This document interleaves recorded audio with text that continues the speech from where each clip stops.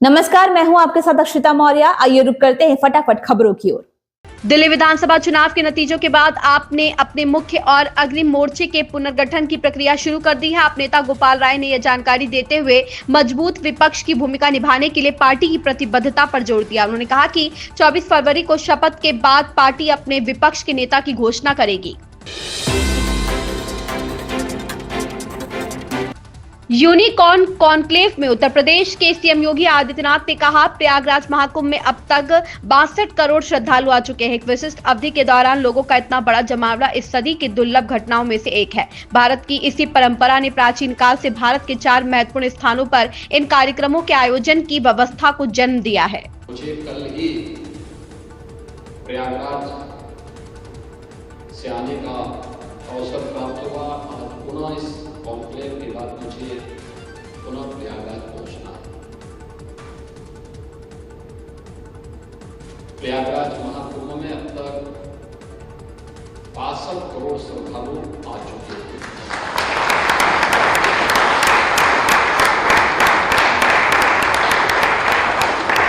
अगर स्केल के दृष्टि आप देखें तो मुझे लगता है कि दुनिया के अंदर किसी भी आयोजन में, आध्यात्मिक हो या किसी भी अन्य टूरिज्म के पर्पज से ही क्यों न हो, उस कार्यक्रम में, उस समारोह में इतनी बड़ी संख्या में एक निश्चित कालखंड के दौरान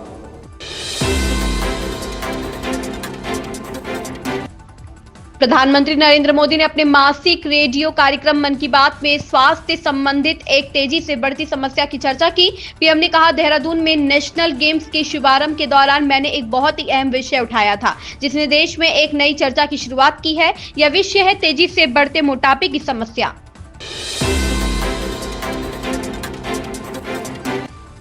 डीयू के 101वें दीक्षांत समारोह में शिक्षा मंत्री प्रधान ने दिल्ली को ज्ञान का केंद्र बनाने का आह्वान किया। केंद्रीय शिक्षा मंत्री धर्मेंद्र प्रधान ने कहा कि नई राष्ट्रीय शिक्षा नीति भारत को वैश्विक स्तर पर ऊपर उठाने के लिए बनाई गई है।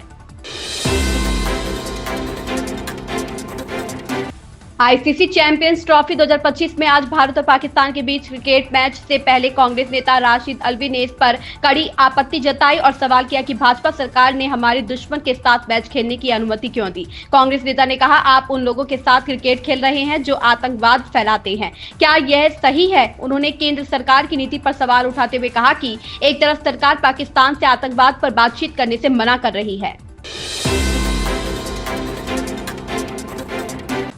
श्रीशैलम लेफ्ट बैंक नहर ढहने के बचाव अभियान पर बीजेपी नेता तरुण चुग कहते हैं, पीएम नरेंद्र मोदी के नेतृत्व में केंद्र सरकार ने कुरनूल में सुरंग बचाव के लिए तेलंगाना राज्य सरकार के साथ समन्वय में काम करने के लिए एनडीआरएफ और भारतीय सेना को तैनात किया। हर कोई फंसे हुए लोगों की सुरक्षित वापसी की कामना कर रहा है। आदरणीय प्रधानमंत्री नरेंद्र मोदी जी के नेतृत्व में Nagar Kurnool Telangana tunnel rescue operation में केंद्र सरकार ने एनडीआरएफ एवं भारतीय सेना को प्रदेश की तेलंगाना की सरकार के साथ कंधे से कंधा मिलाकर कार्य करने के लिए लगा दिया। युद्ध स्तर पर कार्य चल पूरा देश सभी की सलामत घर वापसी के लिए प्रार्थना कर रहा है और मेरी भी दुकान से प्रार्थना है, जल्दी सभी सुकुशल जाकर और अपने परिवार के देश की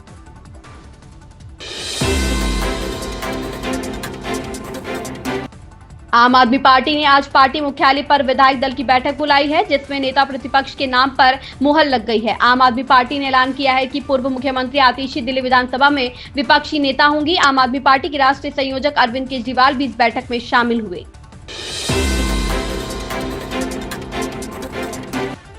पूर्व मुख्यमंत्री अशोक गहलोत ने जोधपुर में मीडिया से वार्ता के दौरान मुख्यमंत्री भजनलाल शर्मा पर निशाना साधते हुए कहा कि उन्हें एक बड़ा अवसर मिला है, क्योंकि वे पहली बार विधायक बने और सीधे मुख्यमंत्री की कुर्सी तक पहुंचे। उन्होंने कहा कि ऐसा बहुत कम लोगों के साथ होता है, ऐसे में उन्हें अनुभवी सलाहकारों की जरूरत है।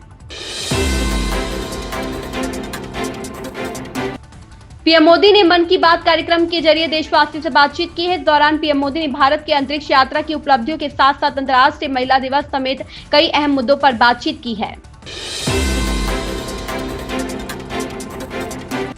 दिल्ली विधानसभा में पेश होने वाली सीएजी रिपोर्ट पर आप नेता आतिशी का कहना है, सीएम रहते हुए मैंने सीएजी रिपोर्ट दिल्ली विधानसभा स्पीकर को भेजी थी। इन सीएजी रिपोर्ट को चुनाव से पहले सीलबंद लिफाफे में विधानसभा भेजा गया था। बीजेपी यह गलतफहमी फैलाने की कोशिश कर रही है कि सीएजी रिपोर्ट उनके द्वारा पेश की जा रही है। दिल्ली के लोगों के बीच फैलाई जा रही गलतफहमी को जनता के सामने लाया जाना चाहिए।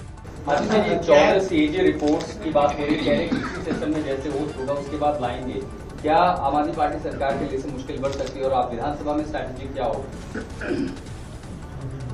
जो सीएजी की रिपोर्ट्स हैं, उन सीएजी की रिपोर्ट्स को मैंने बतौर मुख्यमंत्री स्पीकर साहब को भेजा है। तो ये जो फैलाया जा रहा है कि भारतीय जनता पार्टी ने निर्णय लिया है, ये सीएजी रिपोर्ट्स चुनाव से पहले ही दिल्ली विधानसभा एक सील्ड एनवेलप में चली गई थी।